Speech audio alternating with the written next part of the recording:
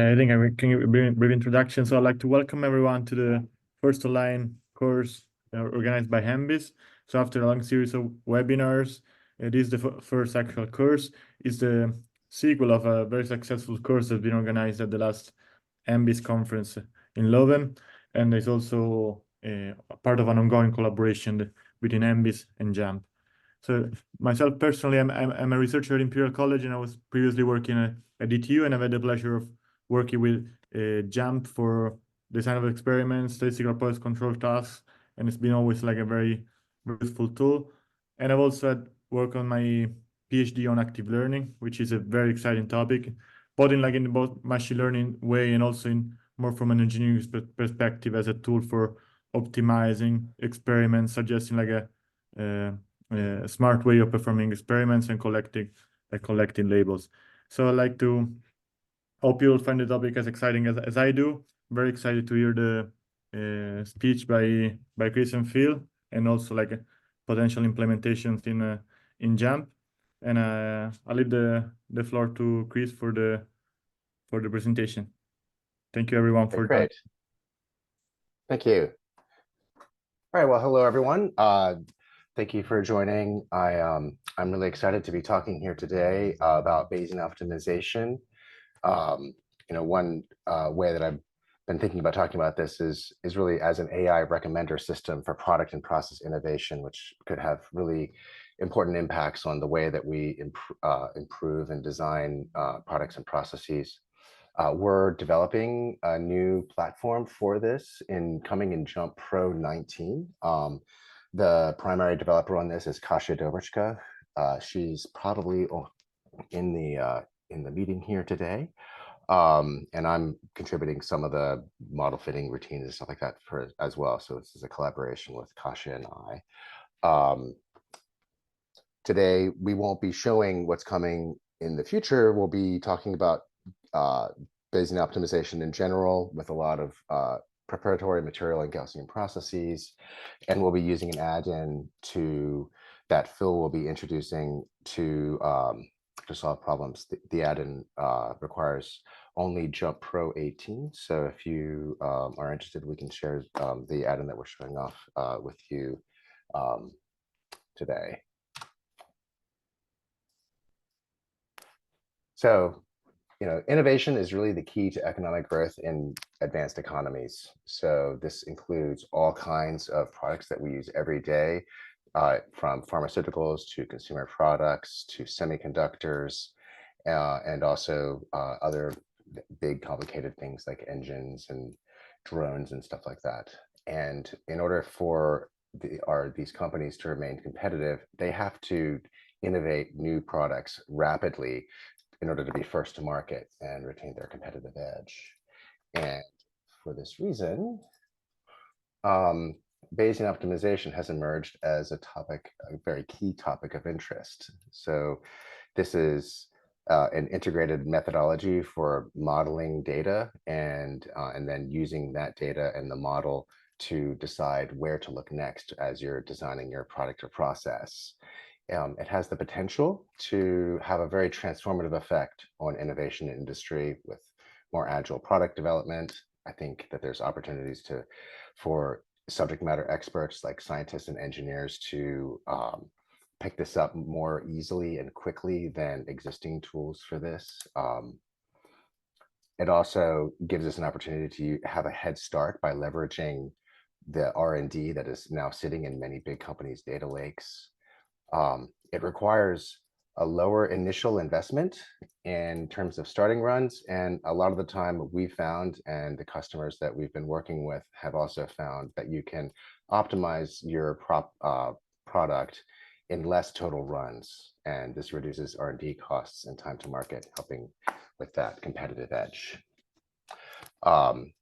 It also has this kind of very appealing filling in the knowledge gaps kind of approach, which I think is very psychologically appealing to people working in industrial R&D. I think it's kind of a more natural fit in some ways than the traditional approaches to product and process improvement. This course is our second attempt here at trying to find ways to make Bayesian optimization easy to learn and use. I think that we can kind of strip out a lot of the statistical machinery that is taught when we're teaching statistics to practitioners. There's no need for p-values or hypothesis tests or power calculations.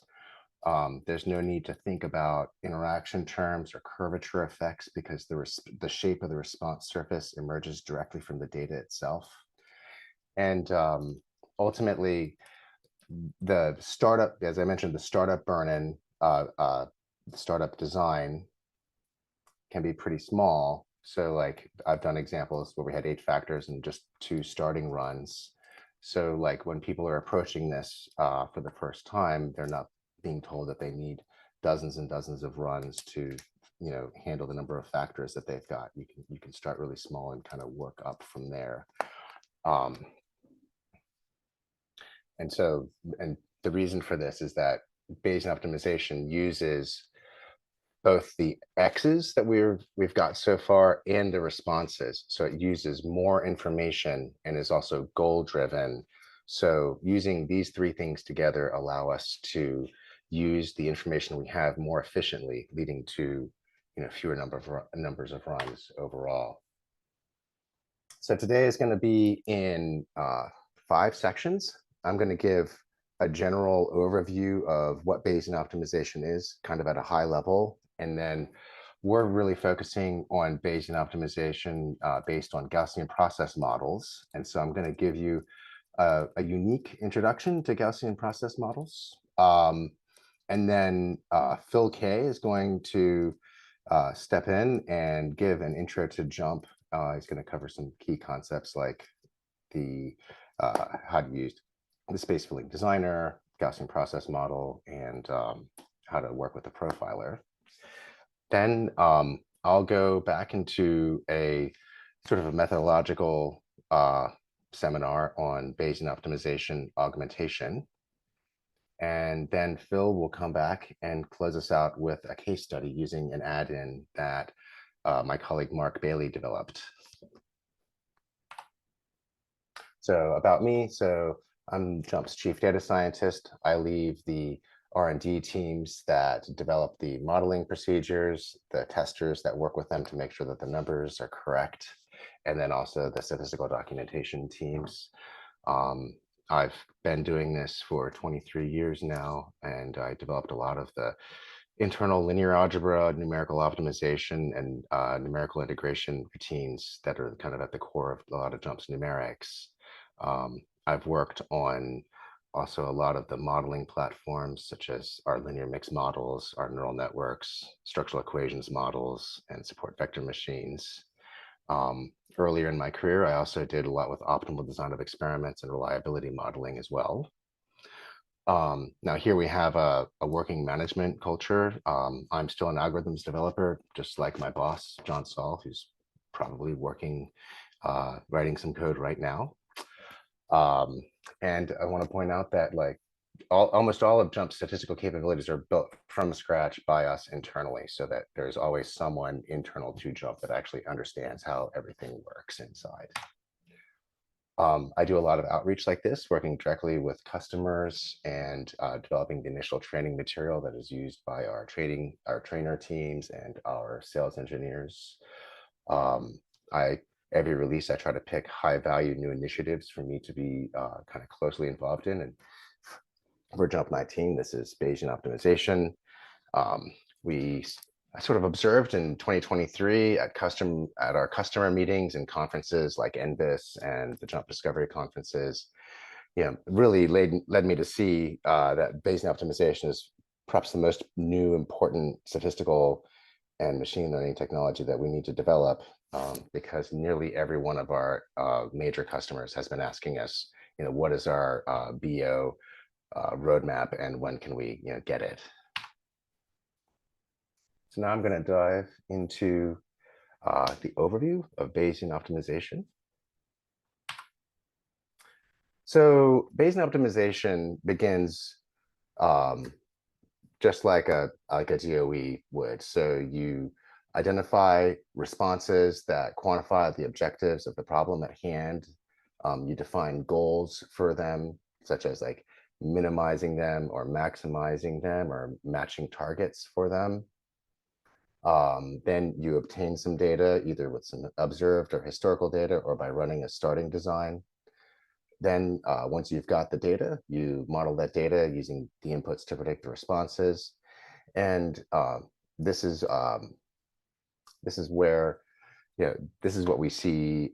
This is where we would be in the process, when what we see here in the JMP profiler. So this is a model that was fit to some data where we were using silica, silane, and sulfur, which are ingredients into rubber manufacturing.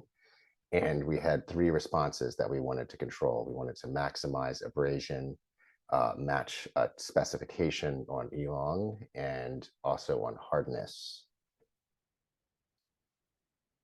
So the black lines in here are the traces of the current predicted model, and the gray lines are confidence regions on those predictions. And so this is just like where we would be in any DOE at this point. However, where Bayesian optimization starts to differ is in how we use this model to determine new responses, because unlike classical DOE, we use the model predictions in combination with our estimated prediction uncertainty across different, there's different values of this uncertainty across different values of our x's. And then we combine those 2 things with our model goals, which can be quantified using JMP profiler desirability functions. And Bayesian optimization uses these three things together to give us new factor combinations that we can try next as we're trying to meet the goals here.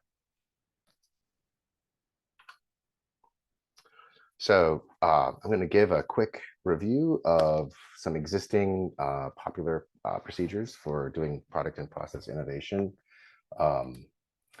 These kind of come into 2 general families. First one is what I call subject matter expert driven, or like artisanal approaches. And then there's also classical design of experiments as well, which is familiar to many of us here at ENBIS. So the artisanal approaches are usually going to be guided by someone who is not going to be using statistical methods as we use them for improving their product. It's kind of trial and error. The subject matter expert tries to use their knowledge and experience to guide where they're going to look next.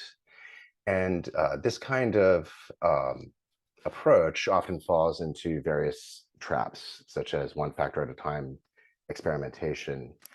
The lack of a rigorous statistical procedure means that our uncertainty about the decisions we're making is not well quantified. And there's also very often blind spots in the data that are unidentified and not resolved. And so this leads to problem-solving approaches that are inefficient and can lead to suboptimal solutions. On the other hand, the practitioner or subject matter expert feels in control of the whole process. And this, I think, is a very strong psychological appeal that this has. But unfortunately, we've got 75 years of case studies where people have done trial and error, collected some data, put into an Excel spreadsheet, and not really known where to go next. And their hard work had limited payoff. Now, the other approach, which is much more rigorous, is design of experiments. By that, I'm going to be referring often to the Box Hunter and Hunter framework, or BH2 framework for this. This was, of course, initially developed by George Box and Hunter and Hunter, and has been extended by many people, including my former colleague Brad Jones and Peter Hoos, Chris Noxheim, who took the fractional factorials and classical designs and extended it into optimal design type approaches. With this is a relatively clearly laid out strategy for product improvement, where you start by consulting with an expert to define the goals and factor ranges. You run a screening design to identify the important factors. Then you augment using various strategies such as replicates, foldovers, or more recently, you would use optimality criteria for this. This augmentation is generally done to resolve interactions, reduce the aliasing in the design. We want to be able to accommodate curvature where we're concerned about that. So we would add center points for that. And then also we're with the optimal design approach, we're really kind of focusing on improving precision in the estimates. When we're done, we fit a final response surface and model and then optimize. So this has a lot of advantages over the kind of artisanal approach. It builds in statistical methods for handling variation and uncertainty quantification. Now, the augmentation approach generally is focused on addressing weaknesses of the linear statistical model. So we're trying to reduce the problems in the estimability of interactions and curvature. And we're generally focused on improving the precision of the estimates via functions of the estimated variance of our regression coefficients, or functions of the inverse of X transpose X in particular. So this augmentation is really statistically motivated. It doesn't really focus on the response values at all directly. It doesn't really incorporate the goals of the experiment too directly either. And it often places new runs at extremes and at center points because we're working with a linear model. So it's usually not looking at regions of the space where we don't have any observations. The approach overall it's been successful for 50, 75 years. I'm sure that this will continue. I'm not going to be here to say that Bayesian optimization is going to supplant a strategy that has been working well for a very long time. It's very safe. We have decades of experience with it. So we know how to set up DOEs with it. We can evaluate the designs, and it's clear how to analyze them. We know how they can go wrong and how they can be improved with more runs. And there's an ocean of well-established books and training materials out there on BH2 type design of experiments. That said, there's been a lot of resistance over the years to adopting this by people that are subject matter experts. They often will find that the upfront starting design sample size requirements are very large. And the entire approach really focuses more directly on statistical issues with the model, rather than being a more direct approach oriented towards problem solving. So on the other hand, we'll be talking about Bayesian optimization today, and we can think of this more as like a mathematical type optimization algorithm. It's got a little bit more in common with things like Newton's method than classical design of experiments. So we have a function, y of x, that we want to maximize as a function of the inputs. And the way it works is it's got these things that are called acquisition rules that combine our current predictive model of our response surface.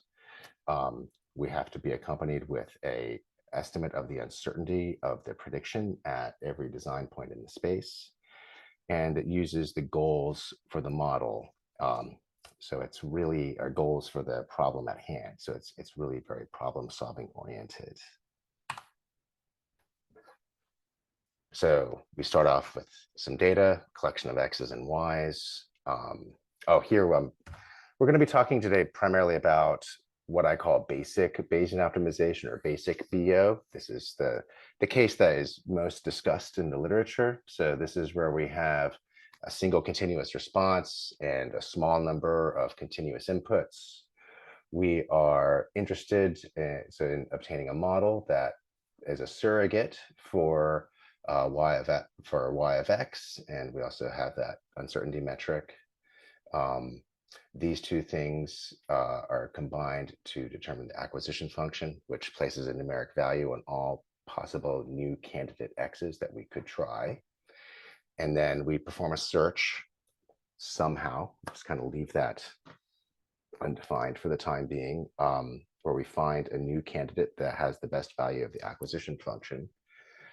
And we go obtain a single new response, update the model, and continue this process over and over again until we're happy with the results that we're seeing. Now, on the other hand, when I've talked to folks, there's a lot of complications to this that we see. So I call this exotic Bayesian optimization. First and foremost is classic or basic BO assumes that the response is observed without error, but in reality, there's generally measurement error in whenever we're measuring a physical response. There's often categorical inputs or outputs. If you have missing input values, that's also common and difficult, especially when you're dealing with data that was kind of found in a big data lake. One of the most important exotic BO problems is batch augmentation, where we're trying to augment more than one run at a time. When you have a large number of inputs, just to as a case in point, say when the dimension of x is greater than 20, that's a kind of a challenging problem. It's also exotic when we have multiple responses with competing goals, and our responses have complicated sparsity patterns. In many industries, multiple responses is the norm, however, so a lot of problems are exotic in that way. Match target spec limit goals are also exotic. These are common in industry where we're trying to match a specification. Randomization restrictions such as blocking and split plotting are not super well worked out in this context.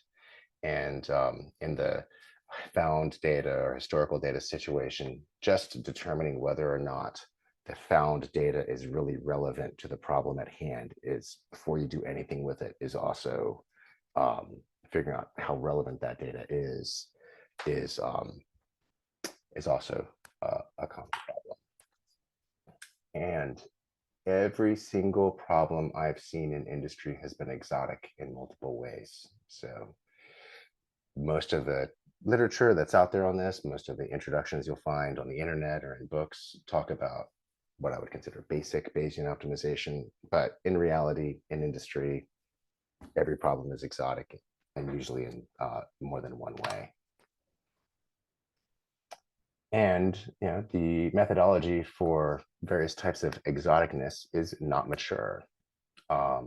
So this gives us something of an opportunity, all of us, to define and work out an approach that is safe for practitioners for these common problems in industry.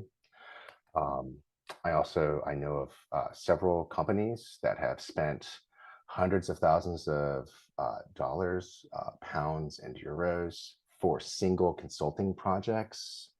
And in many cases, they've been very disappointed, and that's why they've reached out to us. So there's AI vendors out there that are approaching companies winning big contracts and not delivering. And part of the problem with that is that the methodology for physical problems that are found in industry is just not super well worked out yet.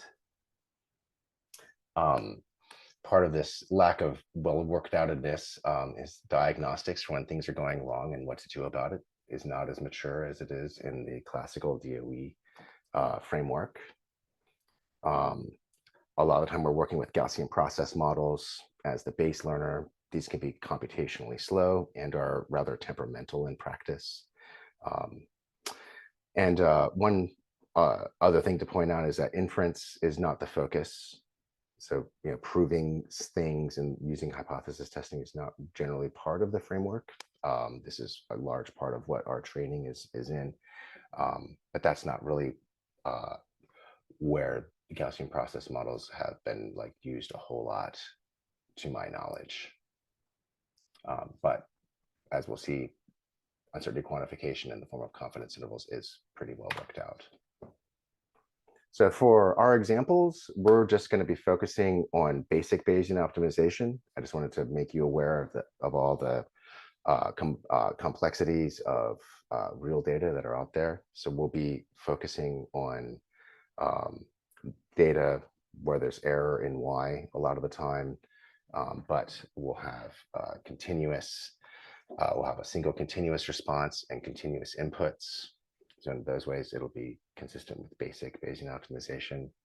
And as I mentioned, we'll be primarily working with Gaussian processes. I've had several people ask us about Gaussian Bayesian optimization using other modeling frameworks, and we're not on that yet, but we'll hopefully get there in the future if that proves to be a viable way to go.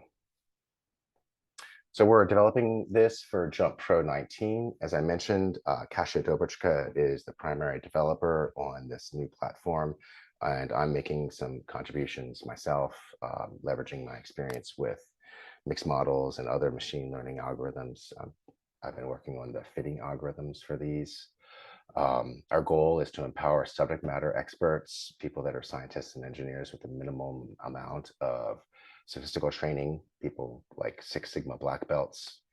We want to empower them to use BO safely and efficiently.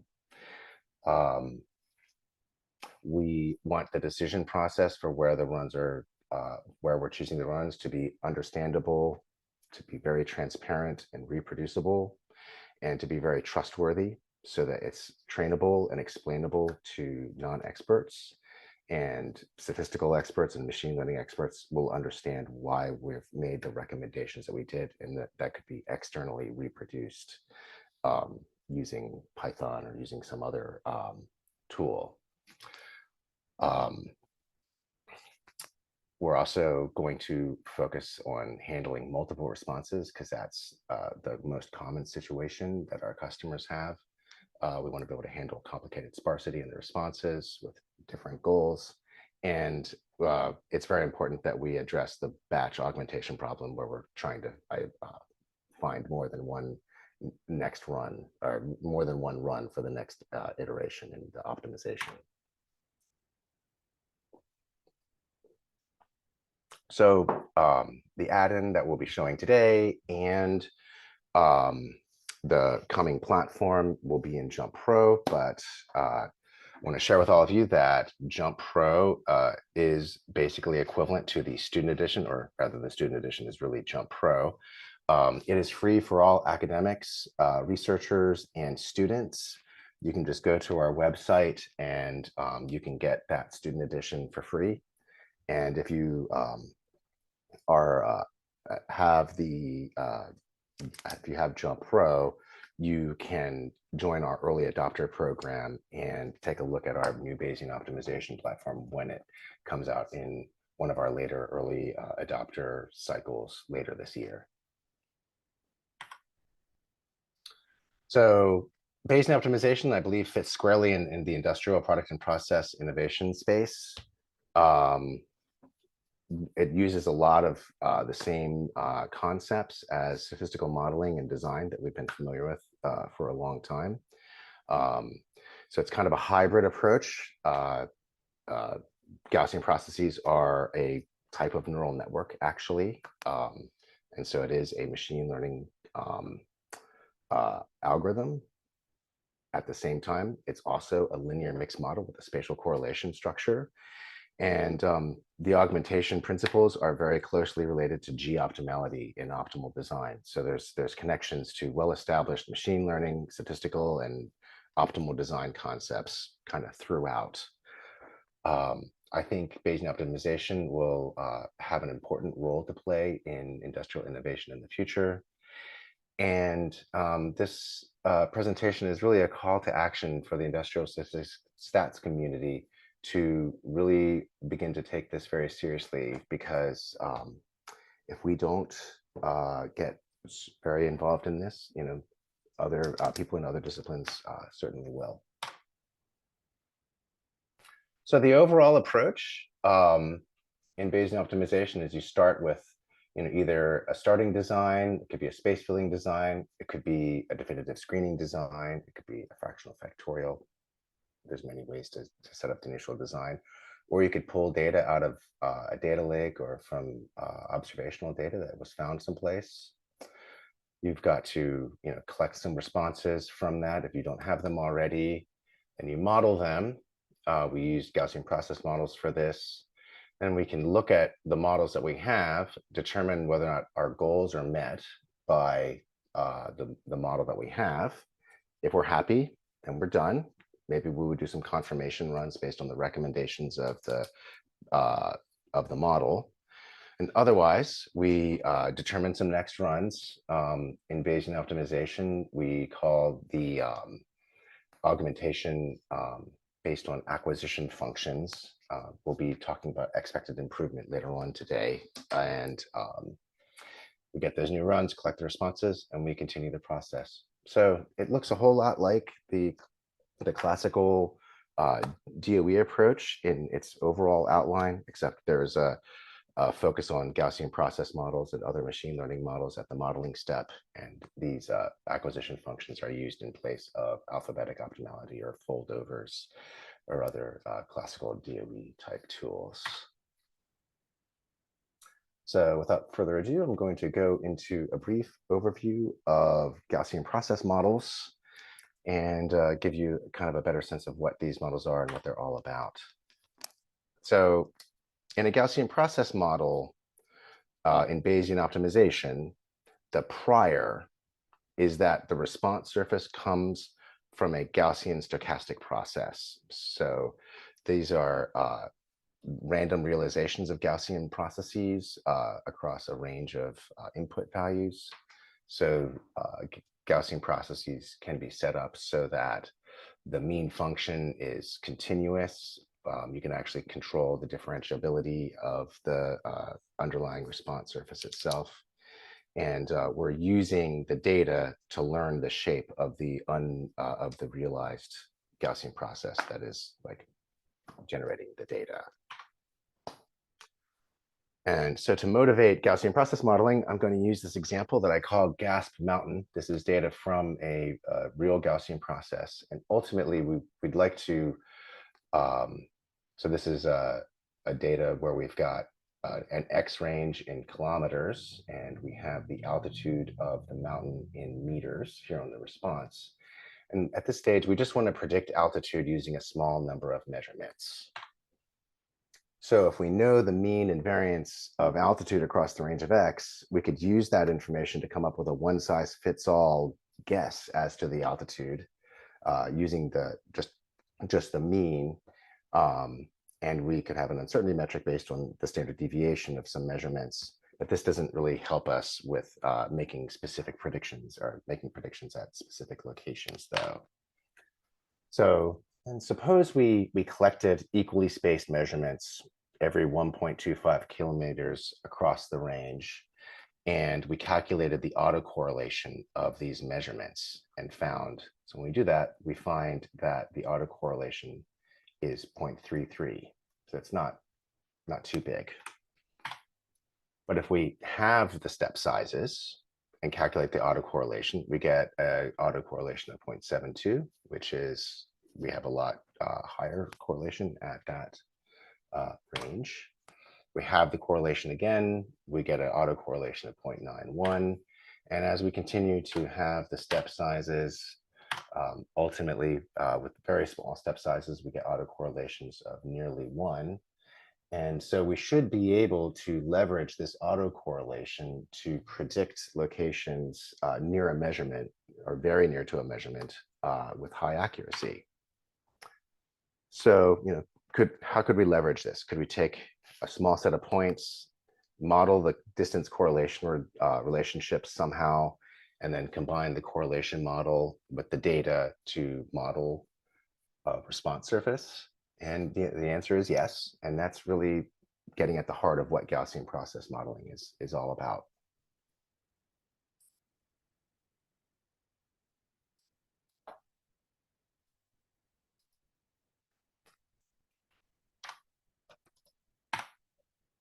It's kind of frozen here.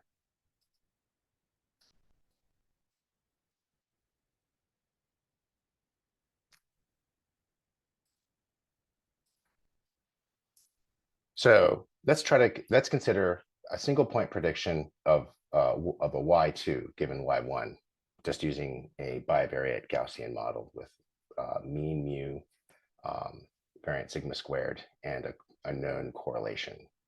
So we could simply use the conditional distribution for y2 given y1 as our prediction formula.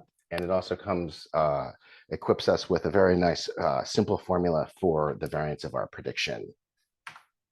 So we could, if we knew the correlation, the autocorrelation and a measurement, we could use that to predict at a new point. So here we have a measurement at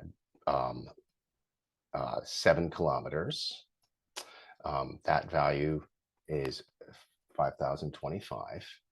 And if we want to predict at 7.312 using this measurement, we can just crank through the conditional distribution calculations. So we had found that at that range, the autocorrelation was 0.905, and use the formulas that I just showed to come up with a prediction of 4940 using our measurement at 7 kilometers. And here we see that that's actually, it's pretty good. And it's a little off, of course, because this is a model. It's imperfect, but it's doing a pretty good job at that range. If we looked at a wider range, so trying to predict at 7.625 using the measurement at 7, that's a wider distance. We have a smaller autocorrelation, but we can still come up with a prediction.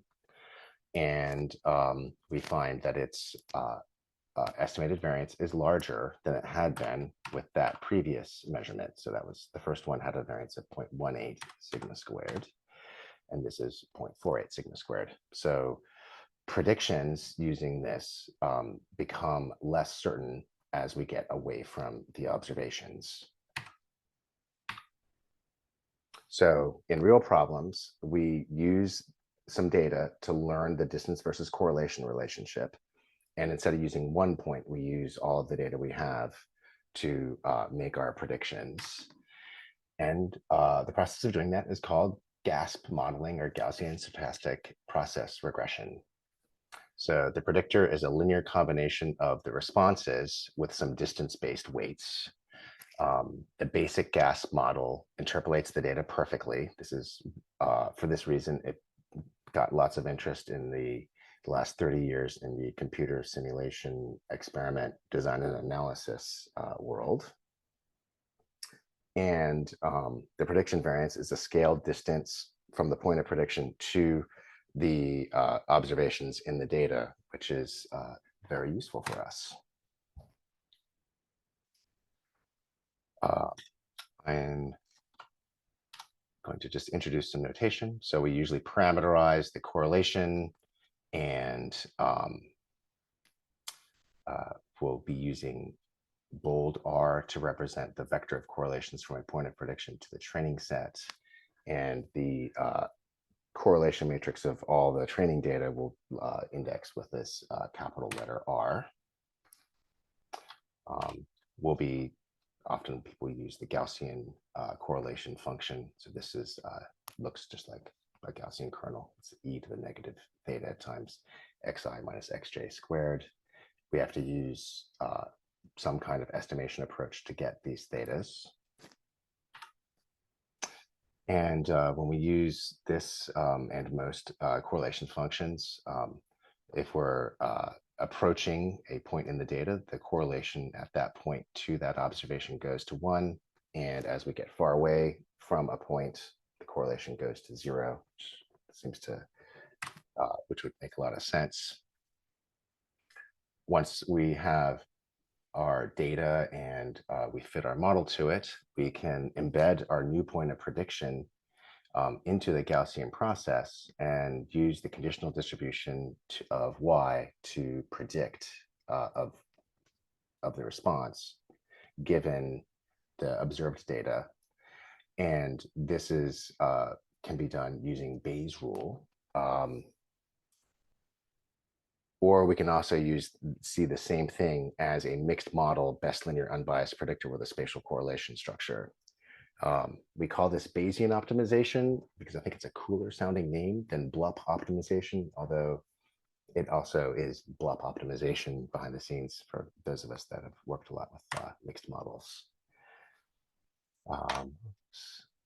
So ultimately, when we go through all the calculations for our prediction formula, we'll see that the prediction formula is really just a sum of weights that depend on the data times the distances scaled e to the negative scaled distance from the point of prediction to the observations in the data set. And if you're familiar with a bunch of different modeling frameworks, this is identical to a radial basis function neural network, and also radial basis function support vector machines and kernel regression. So these are all common machine learning techniques. It's also equivalent to a Kriging linear mixed model from geostatistics. And oddly enough, if you switch from a Gaussian correlation function here to what's called the cubic correlation function, you get a result that Gaussian process regression and spline regression are also equivalent to one another. So Gaussian processes are related to many different modeling families that we're all very familiar with. So here I'm going to just give a quick example. Here is a set of data points. Here's a collection of x's and some y's from this logistic curve. If we set theta equal to 1 and the underlying mean equal to 0, we get a simple expression for our prediction formula. It's just a sum of 3 weighted linear combination of 3 exponentiated scale distances from the point of prediction to the data. And if we go through all the calculations for the variance of prediction, it also has a similar kind of structure to it. There's a lot of terms here, but it's built out of pieces that are kind of easily comprehensible. So gas prediction learns the response surface directly from the data. We're going to be able to predict without making any assumptions about main effects, interactions, or curvature terms. Learning the model is really based on filling gaps in the data. This is called exploration in Bayesian optimization, and in the computer experiments literature, this is often called space filling designs. The downside of Gaussian processes is that they're slow with large n. They can also be kind of numerically flaky, but I think that there's creative ways that we can mitigate this as well. So here's an example of Gaussian process exploration. This is 1 point from that logistic curve. So we've got a measurement at 0, and so we see that it's giving us a flat prediction surface, but our uncertainty is increasing as we get away from that point. If we add a measurement at the point where the variance of prediction is highest, then the response surface changes a lot, as does the predicted uncertainty. Then if we add another point where the prediction variance is highest here, then we've learned the shape of the response pretty well over here on the left. Now if we want to explore, this is probably the most opportune place for us to look. Now we understand the response surface pretty well across the range, and we can continue to improve that until we have a very accurate prediction across the range. I'll just do a second example here with a response surface that looks quite different from that one. Here again, we're starting with a single point, take a measurement at the other end. The overall model didn't change much. Then we take a measurement in the middle. That's pretty different. It's above both of the previous points. And we can continue to hammer away in a space filling way until we have a lot of knowledge about our response surface.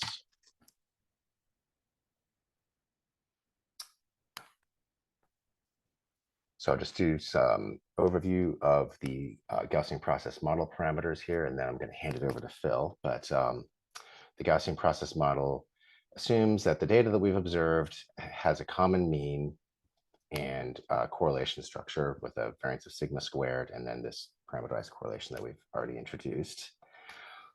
The overall mean doesn't really work out as a central parameter in the way that it does in a lot of other contexts. It's really the place that the model converges to as we get far from the data.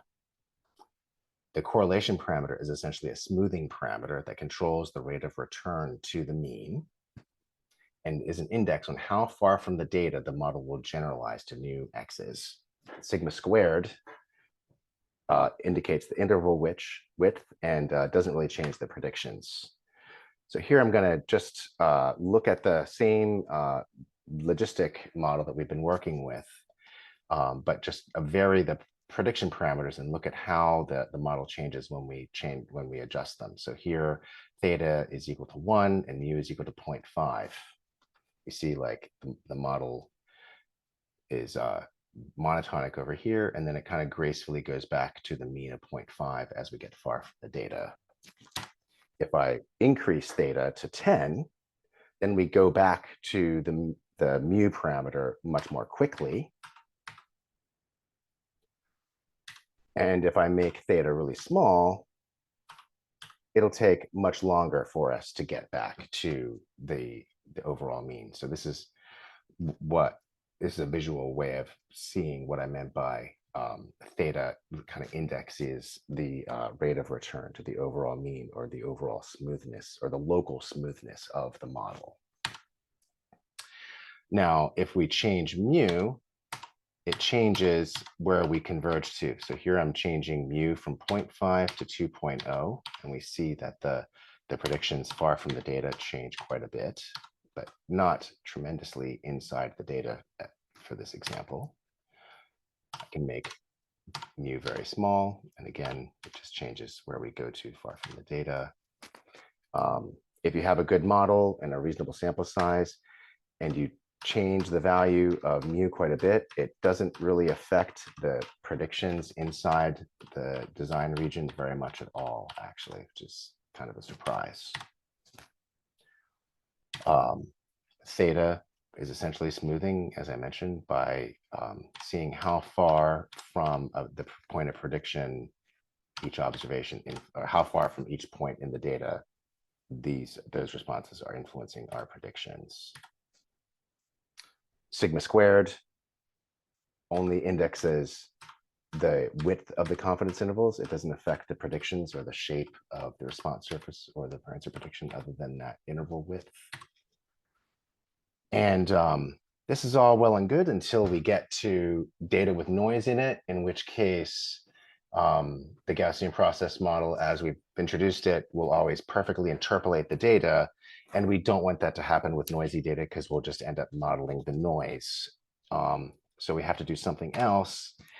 And the solution to that is by introducing a nugget parameter. This is what it was called by the people that had, by Krieg, who invented this approach in the context of geostatistics. So we add this nugget parameter to the diagonal of our covariance matrix. Tau itself is unitless, the nugget is unitless, but tau times sigma squared is analogous to measurement error. And so once we've added this parameter, it just changes our covariance matrix a bit and changes our prediction variance, and our correlation matrix or covariance matrix in this kind of simple way. And if we look at various values of our nugget, we can see how it changes the predictions. So here we have a nugget that is equal to 0, and we're perfectly interpolating this data. If I increase it to 0.1, it's changed the predictions a little bit. I actually have to hide the data to see how we're no longer perfectly interpolating, and our confidence intervals are non-zero width on the data now. As we increase the nugget, the amount of smoothing increases, and overall, as we make tau larger, it tends to smooth the model back to the mean globally. That's what we're seeing here with the nugget of 10. And up at 100, we basically are just back to a mean model again. So the theta parameters are the correlation parameters. They are the local smoothing parameters. Tau is a global smoother that handles measurement error. Mu is often thought of as the center of the data, but it's really kind of an extrapolation limit. And sigma squared really just scales the variance of prediction. When we get to multiple inputs, everything is just as I showed you, only we can build a multiple input model by multiplying the correlation models from different inputs.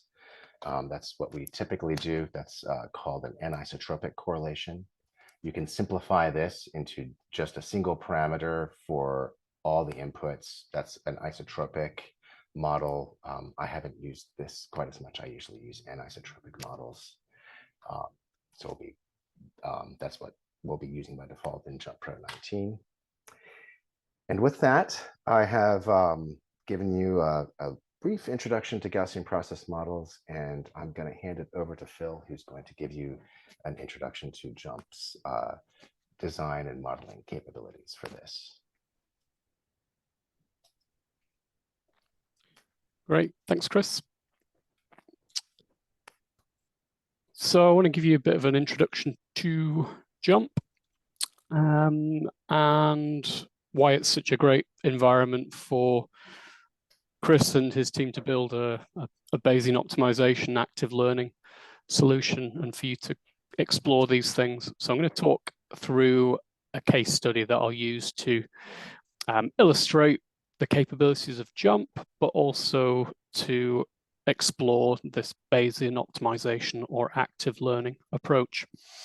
So it's a relatively simple case study. What's nice about it is, first of all, it's real data. It's from a real published example. Secondly, it's relatively simple. We've only got 3 factors, which just makes it nice for visualizing and for showing in this online workshop. I don't want you to get the impression that we can only manage 3 factors. Everything that we're showing applies to many more factors. So what's the objective of this case study? So it's about something called sophorolipids, and these are a green but expensive alternative to the kind of chemical surfactants that are the key ingredient in laundry detergents and shampoos and other household products that you'll be familiar with. So what we need to do, these are made by a biological fermentation process, and currently it's too expensive for them to be good replacements for chemical surfactants. So we need to improve the cost effectiveness by improving the yield while still using cheaper non-food grade feedstocks for this. And the immediate objective of this case study is to understand how changing the ingredient amounts in our recipe will affect the yield. So this is what the process looks like. We've got 3 ingredients. These are our 3 factors. So the amount of glucose, rapeseed oil, and this nitrogen in the form of something called corn steep liquor. And these go into this fermentation process where we are growing up some bugs, some yeast cells, and using those genetically engineered cells in this fermentation process to produce the sophorolipid. And so very simply, we want to understand what is the right amount of each of these 3 ingredients, that's going to maximize the yield of the product that we care about. This is a classic kind of example where we need to apply statistical design of experiments of some kind. And situations like this arise in biotech like this. It arises in pharmaceutical manufacturing, in chemicals, in semiconductor engineering, where we need to understand the effect of the factors on the response or the responses. So again, it's relatively simple here, just 3 factors, just 1 response. So to give you a feel for what this looks like in JMP and in the standard BH2 framework or model-oriented, or what we might just call classical DOE approach, I'll show you the data that was actually collected in this case study. So this is what data looks like in JMP. This is the data table where we've got our 62 runs that were completed in this experiment. These are the 3 factors: the amount of glucose, the amount of rapeseed oil, nitrogen, and then the sephorilipid yield for each one of these runs. So each one of these was, a flask was made up with the cells, with the amounts of the ingredients, and then after a few days, by the time the cells had grown to their maximum, the extraction was done using some solvents, and the amount of sephorilipid in grams per liter was quantified for each of those. So this is what we're going to use to learn how we can optimize this process. And you can see we've varied glucose. In the initial runs, we're varying it between 50 and 150 grams per liter. We've varied the amount of rapeseed oil and nitrogen as well.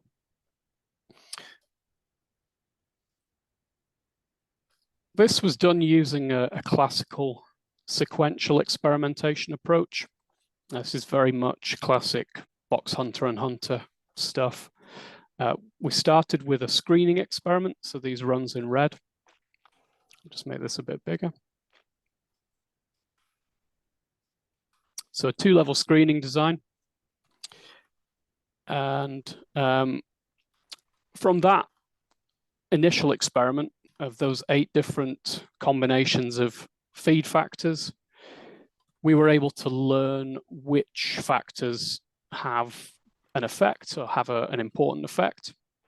And we can build a simple linear main effect model, so we can see how each factor affects the response, changing it from the lowest level to the highest level, and just a simple linear interpolation between the 2. In fact, these are all run in duplicate as well, so we can estimate the noise from that as well, the error in this experiment. And it turns out it's quite a noisy experimental system, as is quite common in biology, which is, I think, is a good illustration of some of the challenges you might have using Bayesian optimization. Then it was augmented using a classical axial augmentation, so those points in green. And with that, you're then able to improve the sophistication of the model. So you can then start to understand curvilinear relationships between the response and the factors. We can quantify interactions between factors as well with all of that data. And then it looked like from the data collected that lower amounts of nitrogen were going to be most beneficial. And so this region down here, you see the blue points. A complete central composite design was run in this region with low amounts of nitrogen and also low amounts of glucose, because it looked like that's where the optimum was. And so this is a classic model-oriented approach to experimentation. In JMP, we would fit a linear regression model to this, or a polynomial type regression model to this, using our fit model.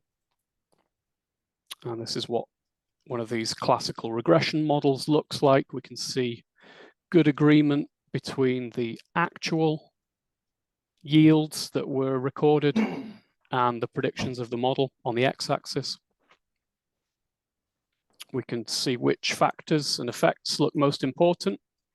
And it seems like rapeseed oil and nitrogen have an important effect. And really the best way to understand a model that we've built in JMP is using the prediction profiler. So this enables us to understand the effects on the response. So here the sephorilipid yield of changing these different factors on the x-axis. So we can see nitrogen is very important, and it looks like we want to have low amounts of nitrogen in order to give us the highest possible yields. Seems like more rapeseed oil is good, and glucose has a less important effect. And it looks like there's maybe an optimum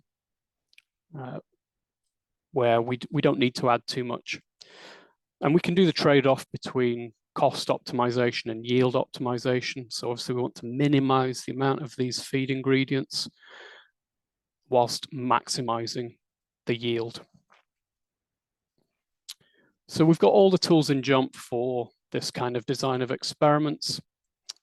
The initial screening design, so that two-level screening design, we could design that using our custom design platform, which is the top option in the DOE menu. We basically, if I go back a step here, we specify our response or responses in here. We add the factors that we wish to experiment on and the ranges over which we're going to experiment. Using optimal design, we define a model, we say what model we want to estimate, and for a screening design for that first step, it would typically be just a simple linear main effects model. And then we can define the number of runs, and we can generate the design.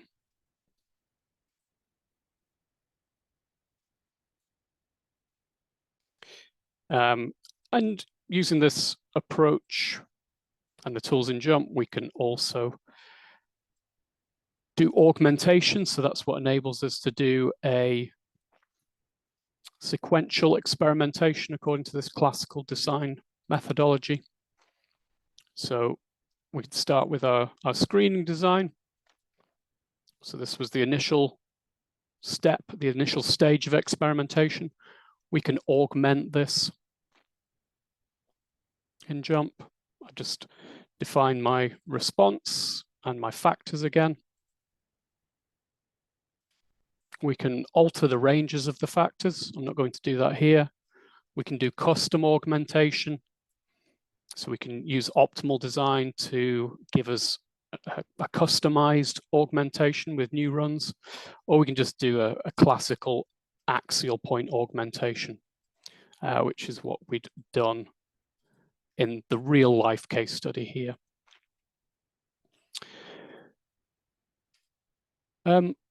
Before I hand back to Chris, I'll just give you a quick sense of some of the other important tools that we've got in JMP.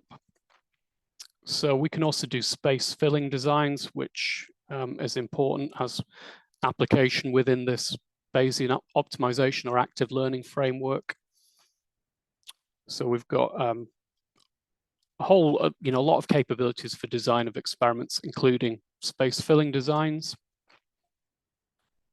So I can just load in the same factors. And instead of using a model-oriented design approach, an optimal design approach, we could just use a space filling design approach. We could use something like fast flexible filling. And we can make a design. Let me just visualize that, which just fills in the points. Let's make our markers a bit bigger.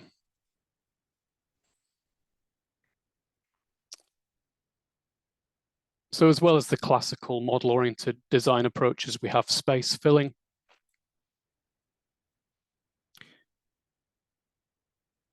And Gaussian process modeling is also something that you can explore within JMP. So, previously we we fit a traditional polynomial regression model to this data, the full 62 runs of this classical sequential experimentation approach to optimizing the sulforylipid process. We could apply a Gaussian process model instead to this. So again, define my x's, my y, my response, and we'll get a model. And you see some interesting differences, I think, with a Gaussian process model. In fact, what I can do here is in JMP 18, we can actually visualize the data points on the prediction profiler. So you can see the Gaussian process makes similar predictions. So this is the same data. If you compare the Gaussian process and the polynomial regression, we're making similar predictions about what the yield would be, but you see we get some very different understanding of the uncertainty. So you see where we get further away from the data points, we've got large amounts of uncertainty, and we can make use of that uncertainty quantification in order to guide where to go with the next run in an active learning or Bayesian optimization approach. So with that, I'll hand it back to Chris. There are some questions, Chris. I don't know if you wanted to answer any of those now, or you wanted to leave those till later. Let's try now real quick. If there's, I don't see the questions. Yeah, I can read them out. Okay. So one question was, are x's assumed to be random, drawn from a joint distribution, or fixed in Bayesian optimization? I would say here that we're treating them as fixed values that we would use. We would like, if it's if x is temperature and we're working with a process where there's like a heating step, we would be setting temperature to, a specific temperature recommended by the Bayesian optimization, and it would have a fixed value in the model. It might actually vary in practice. So if that happens, you may want to take a measurement and replace the measurement with the setting with the actual observed measurement. But we're kind of conditioning on the x's, so they're seen as fixed. Yeah. Good. So what would be the best recommendation for an initialization design? So some publications say Latin hypercube, but interested to get your views, Chris. Well, historically, Latin hypercubes have been probably the most commonly used space filling design. They have this nice property that they equally sample across the range of all the x's. I don't know that that's necessarily the best way to go, or that there even is a best way to go here. Fast flexible filling designs I've used quite a bit in JMP. They're more flexible in the sense that you can actually put constraints on them, like linear constraints, mixture constraints, in formulation problems. So I've used that quite a bit. But overall, I think that there's not huge changes in the ultimate results based on the starting design. I've done examples where you just pick two settings randomly and start there and just start augmenting in a space filling way based on the prediction variance. And I haven't seen huge differences, maybe 20% differences in terms of numbers of runs to optimize your process, depending on the size of the starting design. I've spoken with competitors like Brownie Bee on this, and that's their experience as well. Right. And I think you just alluded a little bit to this in your answer then. Is it possible to model mixture designs in a Bayesian optimization framework? Absolutely. It's all, yes. Yeah. Okay. I think there's some more questions, but let's just go on for now. Okay. Hopefully have time later. So I'm willing to stay on after as well. So if if we are okay with staying on, I can stay on after the end of the hour as well to answer any questions. I'm free. So without further ado, I will share my screen if I can. I have to relearn Zoom every time I use it. It's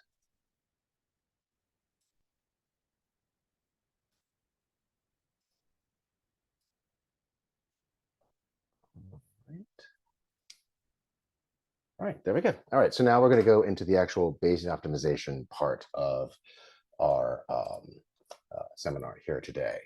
So, Bayesian optimization, that part of it that distinguishes it from just the modeling stage is really in the decision about where we're going to look next.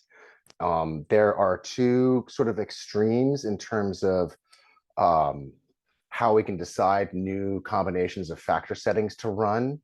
What I had already shown you here was pure exploration, where we're choosing points that are different from the points that have already been observed. This generally improves model fit. It's a safe approach. When in doubt, do some kind of exploration. It isn't directly related to the problem at hand, and if we focus on that too much, we'll be spending time in uninteresting regions.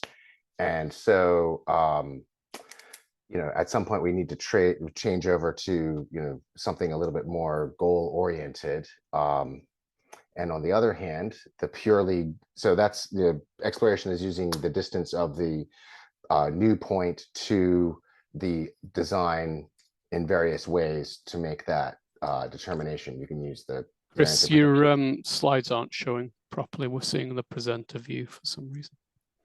Oh, looks like you're on the wrong screen. Oh, I'm on the wrong screen. Okay, yeah, sorry. It's my my Zoom learning curve is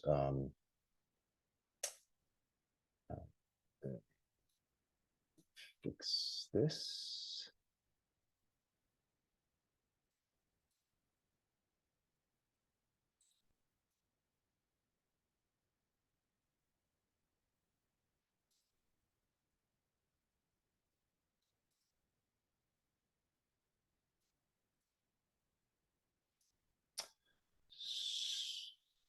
Sorry about that. Fortunately, you were able to see some of my screen, and so the alternative to the sort of the other extreme in terms of looking for new points is what's called pure exploitation. This is where we ignore the uncertainty metric and just focus on the predictive model. It doesn't necessarily lead to an improvement in the model fit. Bad models that are kind of not ready can lead to suboptimal decisions. And exploitation by itself gets kind of stuck. It'll just keep on recommending looking at the same point over and over again. We're not learning enough about the model if we focus completely on that. So what's been developed is things called acquisition functions that trade off these two options. There's a lot of these out there. I've joked that probably there's about as many acquisition functions as there are maybe like a quarter of data science PhDs in the last 5 years or 10 years. Some that are talked about the most are probability of improvement, upper confidence bound, and expected improvement. In my experience with noisy functions, the default versions of these all kind of emphasize optimization or exploitation early in the process. There are things you can do to fix these up by adding tuning parameters, which will make them explore more. I think in a JMP framework, it'll be a lot more intuitive just to use the model and variance of prediction directly when a profiler to help guide the process of finding new places to look. So it'll be I'm thinking that our approach will be much more interactive and kind of put the user kind of more in control of where they're looking. I'll be focusing here today actually on expected improvement primarily, and because I don't in an introduction like this, I think that kind of covers the basic idea of how all the different methods work. So here we'll be using the gas mountain example again. So here we've got 4 points of measurement. The underlying function will be shown in gray in the back, and the current prediction model will be in black. So when we use expected improvement, we leverage the fact that our model is assuming that our response surface itself is normally distributed with an unknown mean and variance function. When we do that, we can define the improvement at a new point of prediction as the maximum of the actual true value. I should have used a mu here, minus the best observed value so far. But since we don't actually know the true function, we can't really use this directly, but we can use that Gaussian underlying stochastic model to calculate the expected value of this improvement function. This was done in a very important dissertation in 2008 by, the name isn't coming to mind right now, but it was a student at Oxford. He calculated the expected value of this improvement function. And it's basically just an integration by parts, and it gives you a function that assigns this value to all the points in our design region.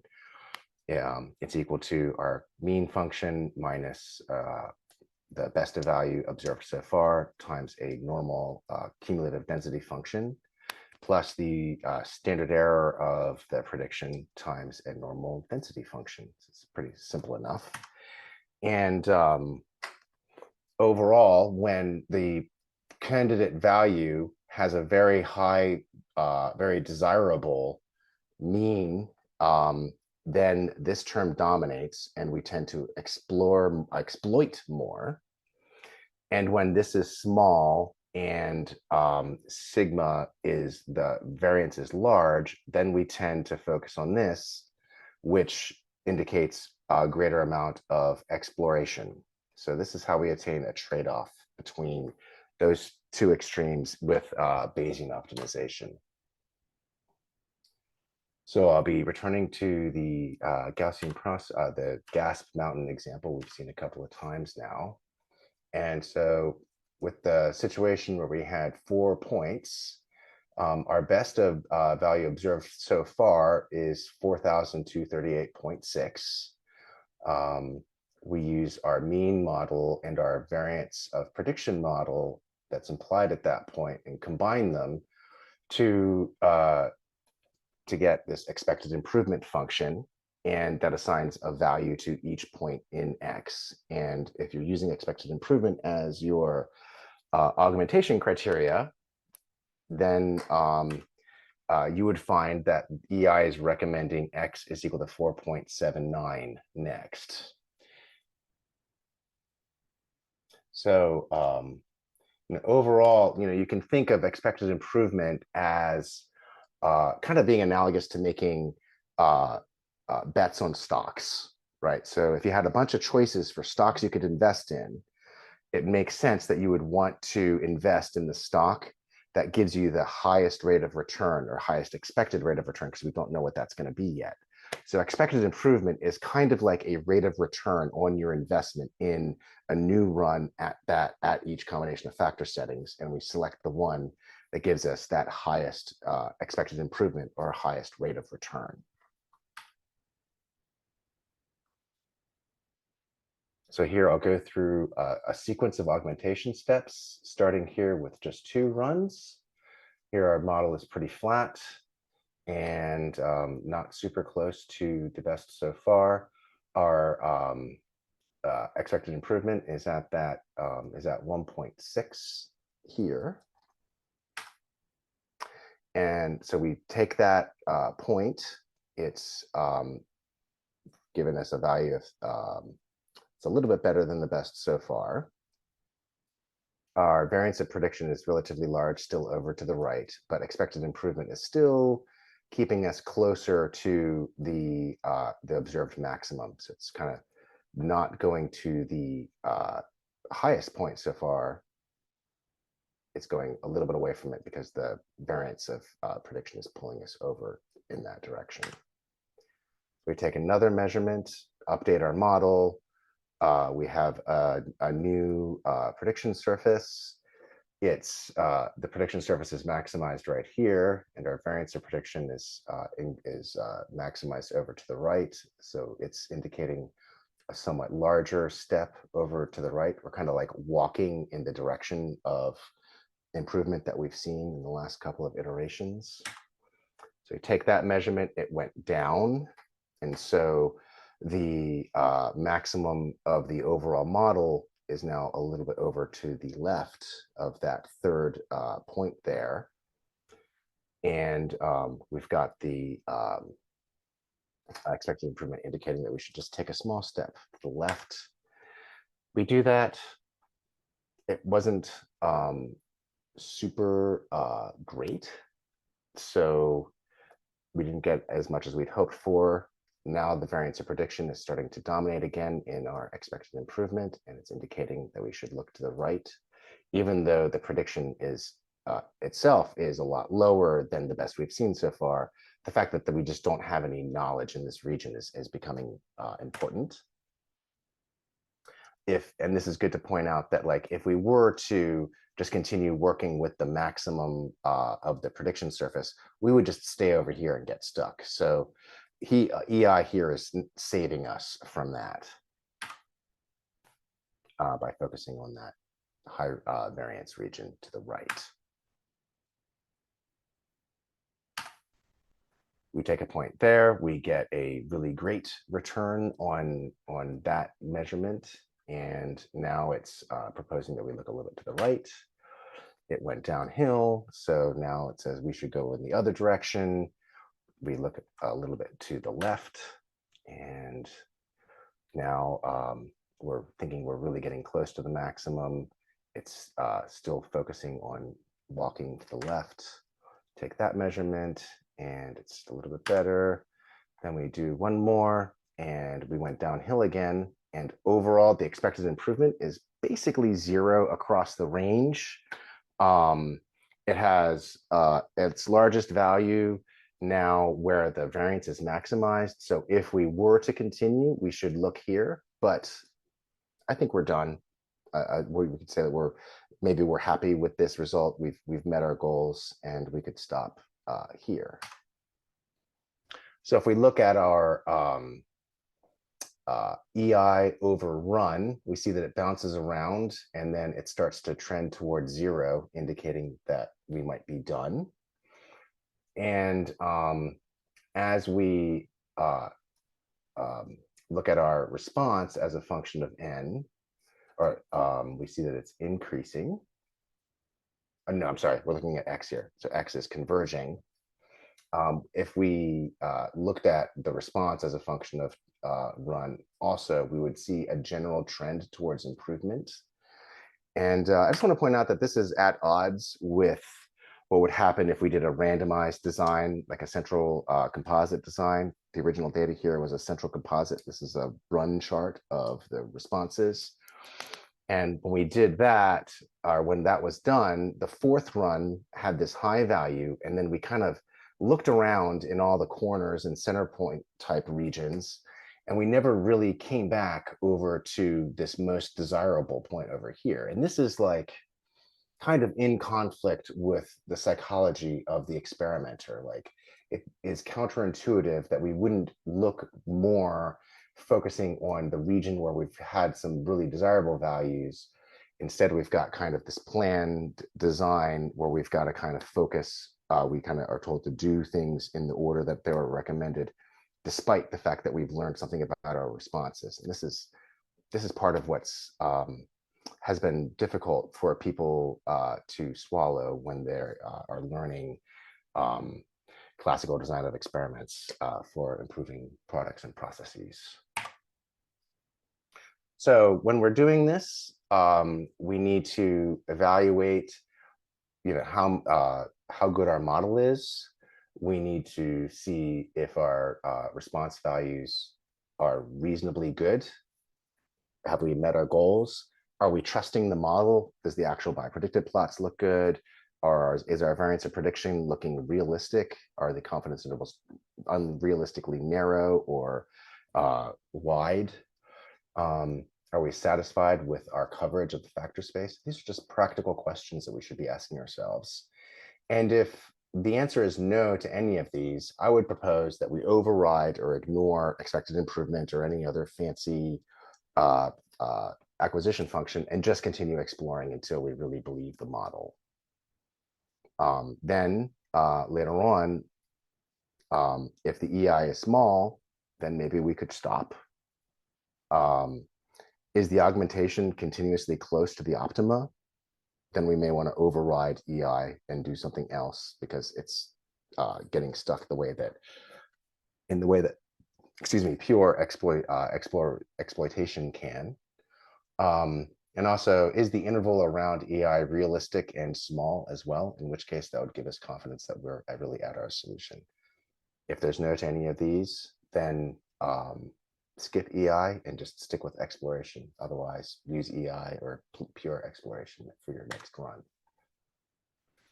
And it's also good to point out that the model really doesn't know how wrong it is. So here at that, by the time we're doing our 6th measurement, the model in this simple example really just didn't know how off it was. It's up to us. You know, this is going to be the case when X is small, and it's up to us to decide when we actually believe that the response surface is well covered. So acquisition functions are really intensively being researched right now. I don't think that there's one best one overall for all situations. Over time, I think more clarity will come in this. I think it's at this point still really the practitioner's responsibility to make the decisions. And that should be based on the quality of the results that we're seeing, the quality of the model we're seeing, the resources that we have available. And we should also override sometimes the recommendations of any criteria that we use with our subject matter knowledge and practical experience. For the remainder of the workshop, we're going to be using EI sort of based approaches, but the same principles will apply kind of no matter how you go. And our proposal right now is to look at combinations of expected improvement and Varimax, maximizing the prediction variance type considerations. Also, Gaussian process models can be flaky or unreliable in small samples. They can be super wiggly when theta is large. They can give us unrealistically narrow or wide confidence intervals. And often variables that are known to be important can be dropped. It's just kind of a feature of the model. We're doing a lot right now to try to mitigate some of these issues, but you know, it'll be to be determined to what extent we're able to mitigate any or all of these. But even if the model is bad, the variance model is still distance-based, and its recommendations will still be space filling. So it's not a bad way to go to use the variance of prediction as your exploration criteria. And I recommend early in the operations, you just kind of fake it till you make it. Just use the model no matter how bad it looks. Keep on trying using the model until eventually the augmentation has filled in the design enough that we have a model that looks reasonably good. Using the maximum variance of prediction is identical to single run optimization using g-optimality in linear models. So this is not very different from classical optimal design using linear models. The Varimax point is, of course, the point that the model thinks has the least support and is the furthest from the data. And in general, we stay away from using EI until the model looks reasonable and the confidence intervals are at the EI point and the maximum variance of prediction point are highly non-overlapping. So as a way of kind of handling this trade-off, we're proposing a method called Turbo, trust region based Bayesian optimization. Trust regions are a mathematical optimization approach that sort of inspired us with this. So when the optimal EI point and the optimal variance, maximum variance point have confidence intervals that are not overlapping. So the maximum variance point is sort of definitely giving a different prediction than the one that is at the EI point. Then we're proposing that you zoom in to a trust region where you're looking at all of the values of X whose confidence interval is consistent with the EI point. This is easy to do using the JMP profiler, as we'll see.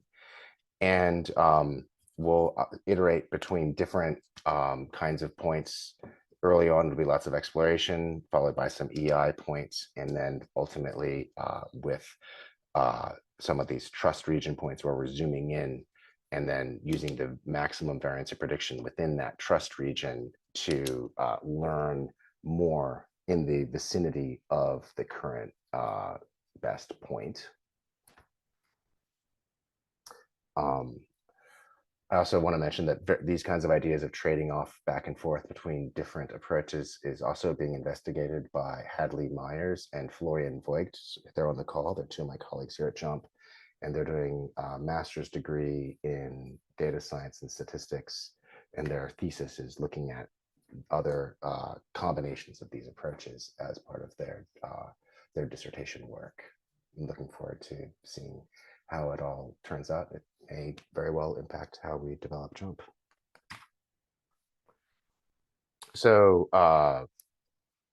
we're going to start off using a subset of the sephorilipid example. So we'll look at a small initial data set, fit a model to it. And if we look at the optimal EI point, it's located right here. And it is actually close to the previous point. Whereas if we maximize the variance of prediction,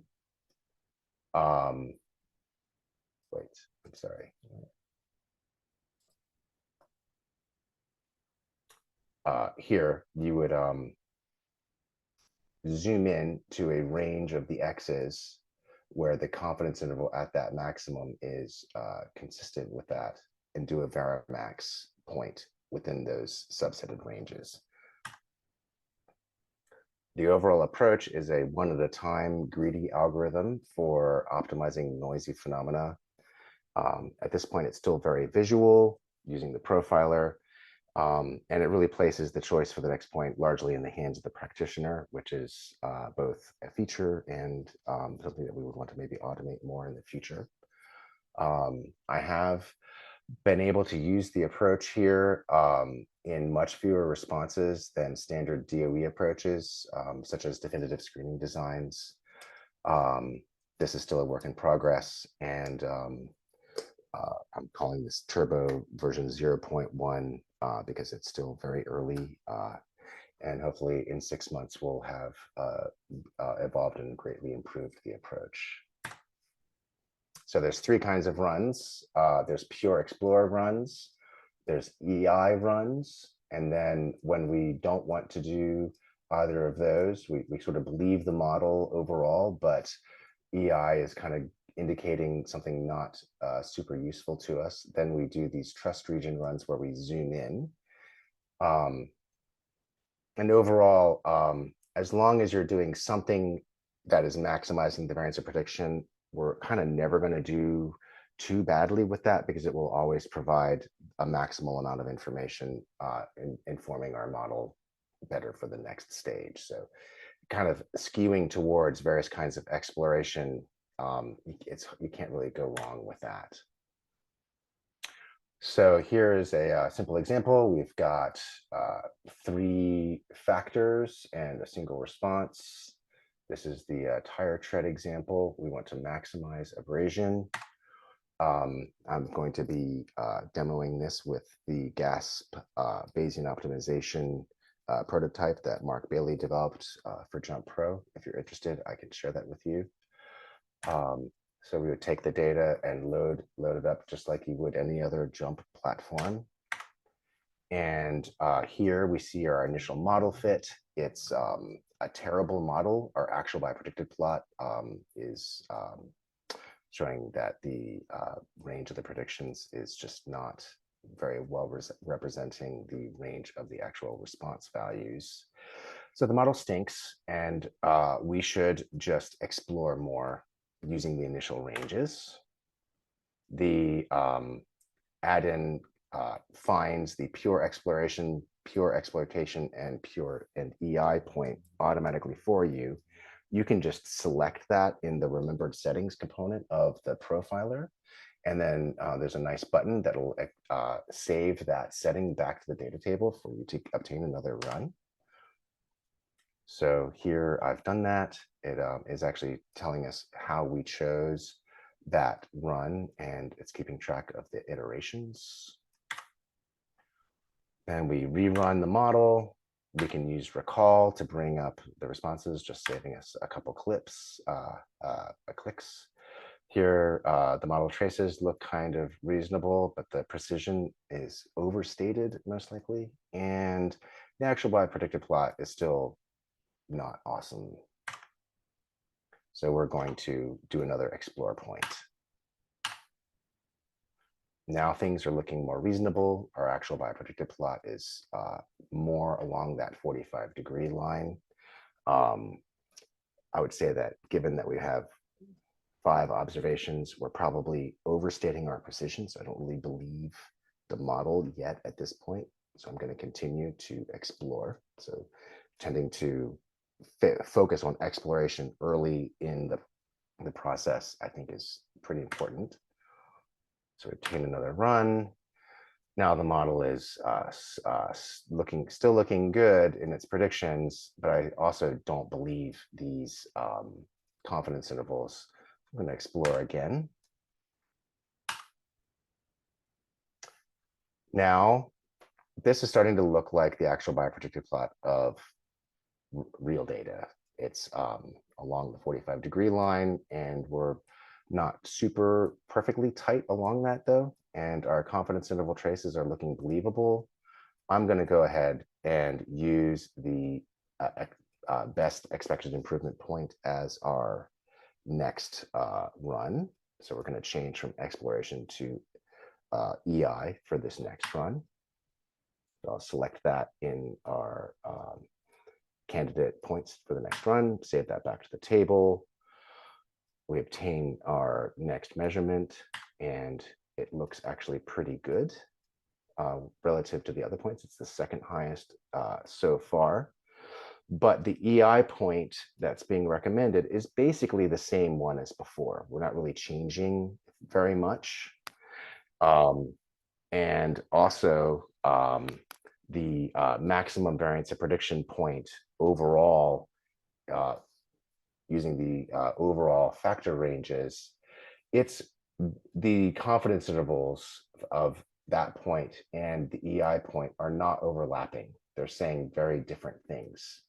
So we know that over in here and over in here, we're not really learning more over here and here probably doesn't do anything for us. And so it's sort of pointless for us to invest more in that region at this point. So what we can do is zoom in to find factor ranges that are consistent with the EI point, and then do a Varimax step in that range.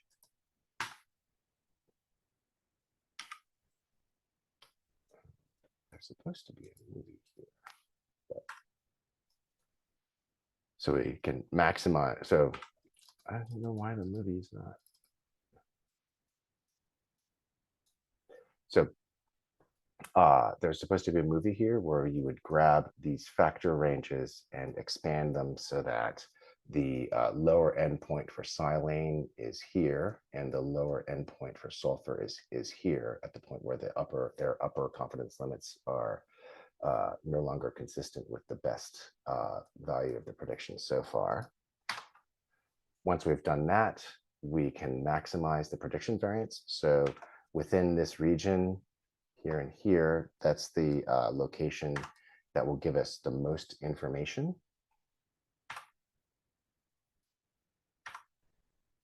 in the add-in, we can, once we get that point there, we can save that setting, relabel it, and then have that setting saved back to the table. And we do this again, we end up with a model that is looking pretty good. It's actually the best so far. But again, we're not really doing much new with the silane and sulfur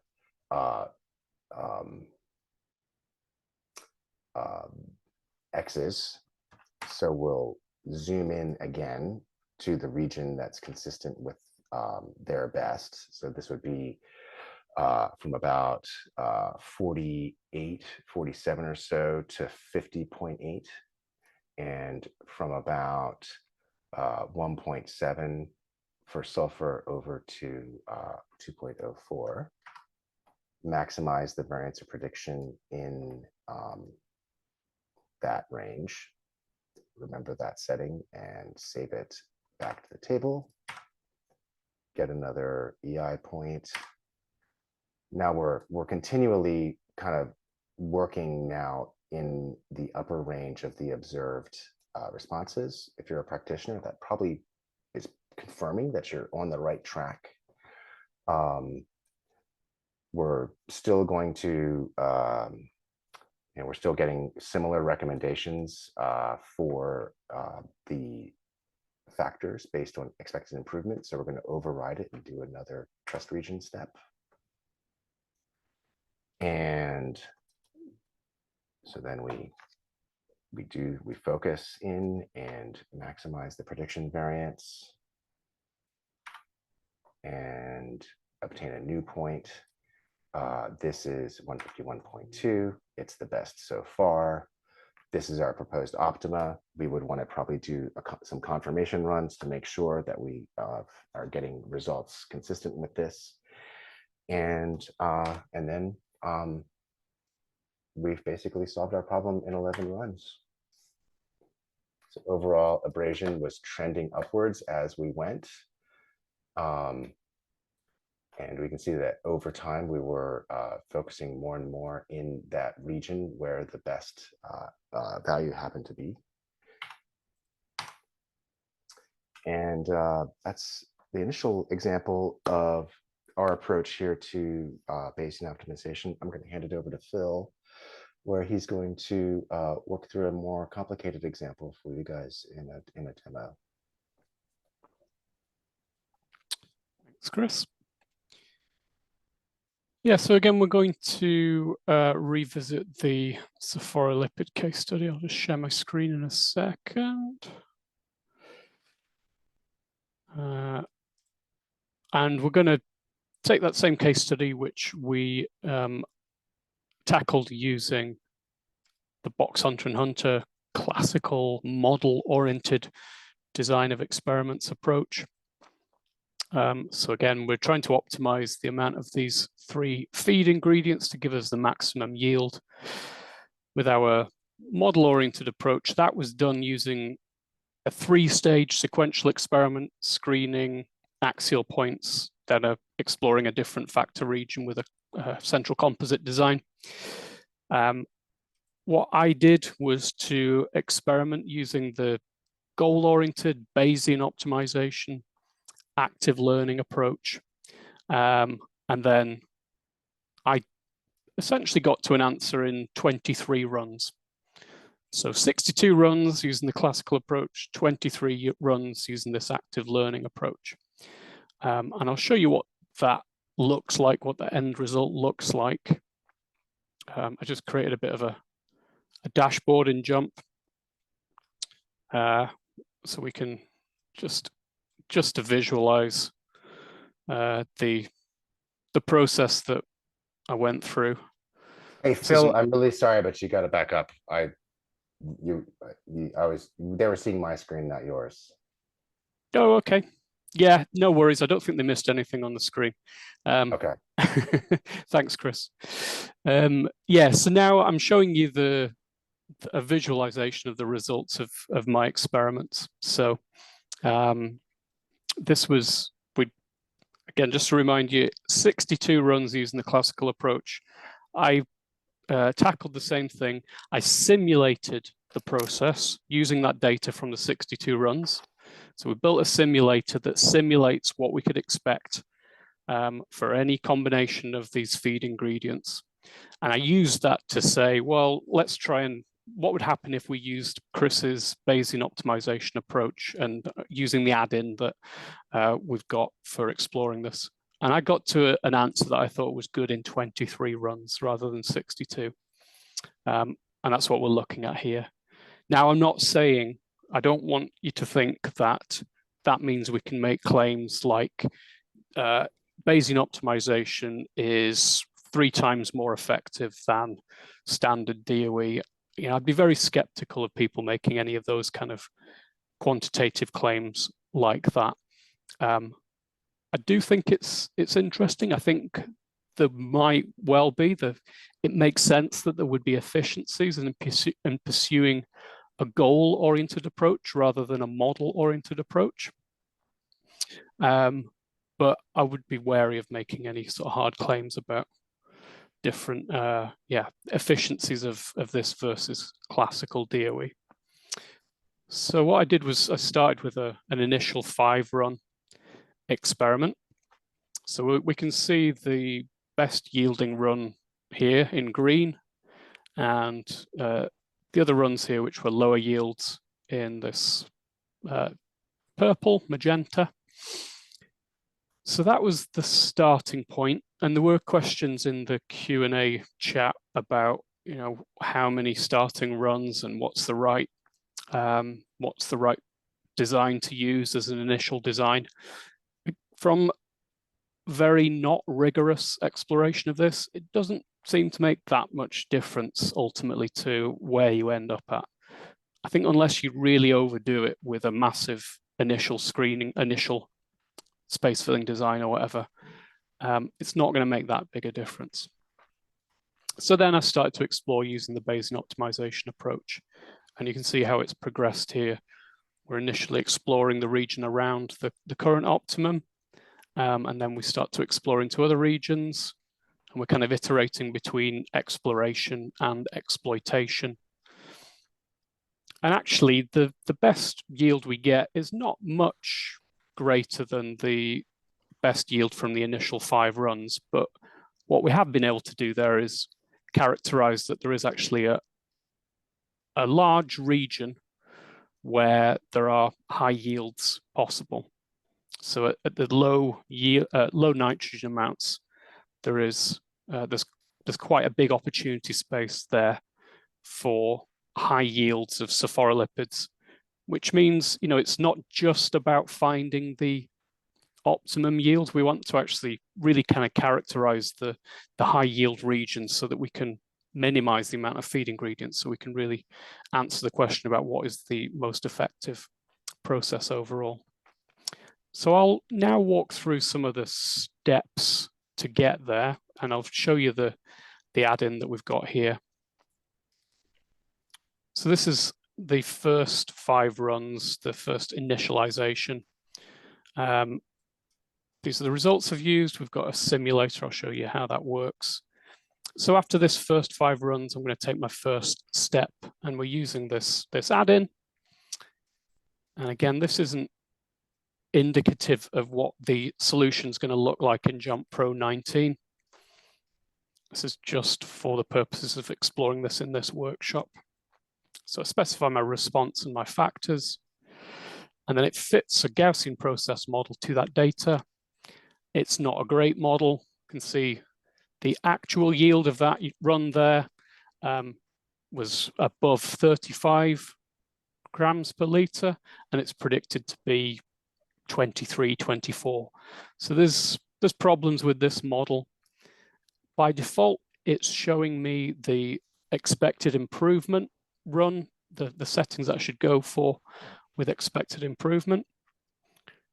I can toggle that, so we could go for pure exploration instead. And it's going to take me to the point where the current uncertainty in the model is highest. or we could go for pure exploitation rather. And it's going to take me to the point where the model predicts the highest yields possible within that factor range. Expected improvement might not be the right choice here, but just for illustration, I'll show you this. So what I do is save that, and it saves those settings to my table now, my data table. This wouldn't be there in real life. So what I would do now is to go away to the lab, make up a flask with 99 grams per liter of glucose, 184 rapeseed oil, 0.127 of nitrogen. I'd ferment it and then extract it and see how much sulforolipid I got. The simulator tells me that it's, I could expect 39.59. So I'm just going to paste that in there. You can see where we've put this point. You can see it's very close to the highest yielding run currently. So that might not have been a good choice. I think early in the experimentation process, it would have probably been better to go with pure exploration and fill in some of these gaps in our data. And then I would iterate, I would then use that and just recall the settings. And now you can see we've improved our model. We've got better, but there's still issues that we want to address, and we progress like this. So let me just take you to another step in the process. So this, we've done 8 runs now. Again, I'll use the add-in. I'm just recalling the settings to fit the model. You can see the model hasn't changed radically. And in fact, this is a bit of an artificial example because I know the answer. I know that model isn't bad actually. It's quite close to what the model should look like. It's currently, again, by default, showing me the expected improvement as the best settings to go for next. But those are very close to the settings that we've already explored. So we could instead use what Chris was talking about as this trust region Bayesian optimization. So let's extend out the factor ranges. Sorry, actually, we're focusing in on the factor ranges. I'm pulling out the axis here, but we're focusing in on a smaller region here where the yields are consistent with the highest yield predicted. And then I can go for pure exploration within that. And I'll save, I'll remember those current settings and I'll call that trust region Bayesian optimization. And then save that setting. And let's just look at where that has taken us. So you can see that is, we're exploring into slightly different regions of the factor space there. So I've given you just a very quick introduction to what Bayesian optimization looks like using this interactive add-in in JMP. I think in the interest of time, I'm going to hand it back now to Chris, and we can wrap up and maybe try and answer any questions as well.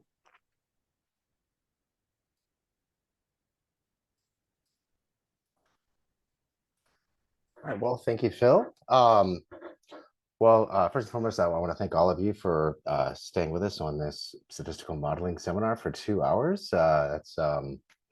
We really appreciate it. This is one of the most exciting projects that I've really had a part in the last 23 years. It's this is a work in progress. We will make great strides as we develop this for the commercial release of JMP Pro 19. Please reach out to Phil or I or Volker if you have any questions about any of this stuff. It's easy to find us at all of our email addresses are first name dot last name at jmp.com. So like it's phil.k@jmp.com or chris.gotwalt@jmp.com. Anyways, this is exciting stuff. There's going to be a lot more that we are going to add to this in the future release. And if you're interested in participating in our early adopter program, it'll probably be a couple of months away that we get this into one of those. But if you go to, I believe it's like www.jump.com/early adopter. It's very easy for you to join our early adopter program now. And for those of you that have Jump Pro, you'd have access to the new platform. Thanks again for your attention. This is really kind of interesting stuff that has the potential to really change the way that innovation happens in industry. And I'm happy to be a part of it with you.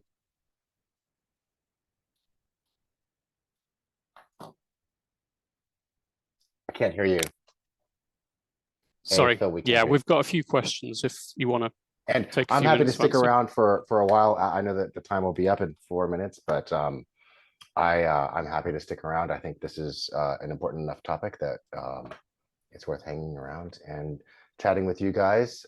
Please ask us questions. Tell us the kinds of problems you're seeing, the kinds of concerns you have. We're both interested in like being able to answer your questions about the presentation here, and also with your general problem statement for what you're hoping for from Jump and Bayesian optimization here in the future. Yeah. So there's a couple of questions on the same theme. In design of experiments, classically, we randomize to avoid problems with system drift. You know, what can we do with Bayesian optimization? Well, obviously, it's a very different approach. So this is one of the things that it will be interesting to see how it plays out, will be how randomization, how much will randomization concepts make their way into Bayesian optimization. In the current formulation, using expected improvement, the next run is determined completely by the model, the responses, and the goals. And so there is not really a randomization component to it. I think when you get into batch processing, if you're doing, if you're acquiring more than one run at a time, you can do a space filling approach within the trust region. So, and you can randomize the order of those runs within that region. So that would be a way that randomization would be incorporated into your design. Also, these this approach requires a starting design, and if you're using 2 runs, it's not a whole lot of randomness probably in there, but you certainly could run a design, a Latin hypercube or a central composite design, any kind of classical design, and have those initial runs be random in a random order. And then I don't think it's too much a violation of randomization concepts to use that initial randomized design to augment from that in a response intelligent way like this. Yeah. What do you think, Phil? You're also you have much more practice in an applied sense with design of experiments than I do. What do you think? I think it's something you can't ignore, the fact that there might well be system drift. But there isn't always, and I think sometimes we're a bit too worried about sticking to the purity of like Fisher's statistical experimentation methods when we don't always have to. So yeah, I think we need to be careful that it doesn't get forgotten about, that can be something that could mislead us in our experiments. I'm not sure what the best way of doing that is yet. Just a quick question. Can the add-in handle multiple responses? I believe the answer is yes. Yeah, I wasn't sure. I haven't looked at examples with multiple responses, but okay. That's not as well tried and true as like the add-in itself is a prototype, and using it with multiple responses has received less attention. There is a waiver that you have to agree to use it. It's kind of a use at your own risk thing, and multiple responses are one of the less well worked out components. So try it out, but your mileage may vary. Try it with a simulator like the PenSim simulator. We can share that also. That's a really good tool to explore an example that's inspired from a real product and process innovation problem. Yeah, and there's a few questions about basically what I think you'd call batch Bayesian optimization. So is it only possible to propose one new run? That seems inefficient. Is it, what's your approach to suggesting a batch of experiments? People prefer to do a few experiments to go away and do. It's likely you may want to do mini batches of new runs with n greater than 1, perhaps replicate runs. Some flexibility and guidance will be great to add. So I think that's a topic that is still, we need to learn more about that. JMP needs to learn more about it, and I think the stats and industrial data science community all kind of needs to learn about how to do this sensibly. But we have ideas, like one way to go might be to perhaps use the EI point as one of the new runs, and then find a region of interest, like this trust region, and then space fill within that region of interest. So like, I think generally speaking, focusing more on exploration of sub-regions would be a sensible approach to batch augmentation. Good. Yeah, I don't know if I wanted to talk about this, but I don't know if you got around to mentioning it. Is it possible to expand the factor ranges during Bayesian optimization? So Phil, in his demonstration there, he adjusted the factor ranges by grabbing the axis as a slider. He was there zooming in, but you can just as easily change the range to incorporate higher or lower values than you've explored so far. What happens when you do that is the model will extrapolate and the variance of prediction will blow up. So it will kind of do the right thing, I think, in terms of identifying this as like a new unexplored region, and the criteria such as expected improvement and maximizing the variance of prediction will reflect the lack of knowledge in this new space, and will optimally guide you into that new region in a way that I think is more natural than the existing approaches for doing this. Yep. And I think you covered this a little bit, but just, you know, around design space, if you're trying to validate a process, e.g. for FDA submission, and prove your knowledge about what is the best region, do you think Bayesian optimization is the right answer, or is, you know, box hunter still the right way? So at this point, I really see that the initial focus is going to be on product and process improvements projects. Design space characterization is a situation where we really need to understand the response surface pretty well across an entire range, whereas Bayesian optimization is really focusing on zooming into a particular region that is opportune for solving a problem. So I think for the time being, using classical design of experiments for design space, or actually any situation where we're trying to really learn the distribution of a response that's not a normal distribution, that's still classical DOE and statistical techniques will continue to be really important there. I'd be interested to hear if anyone does Bayesian optimization for design space characterization. I think while I'm being cautious in my recommendations at this time, I don't know where this will go ultimately. And it could be that this is developed into an effective and more efficient strategy for that as well. We're just not quite, we're not quite there yet, and I haven't seen any examples. And since that's a regulatory kind of issue, I would kind of stay with the tried and true and let some people do some simulations to figure out how to do that. The methodology that's worked out for design spaces could look different from what we've shown here because of the importance of understanding the response surface uniformly over that design region. Yep, great. Well, we had loads of questions. I've answered some of them.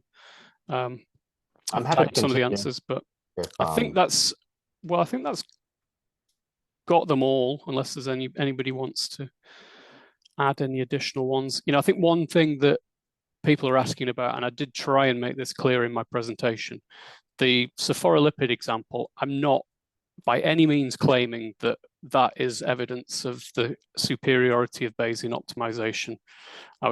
You know, there's all sorts of different things that you would want to take into consideration in order to make a real, you know, valid comparison of the efficiency of these different methods.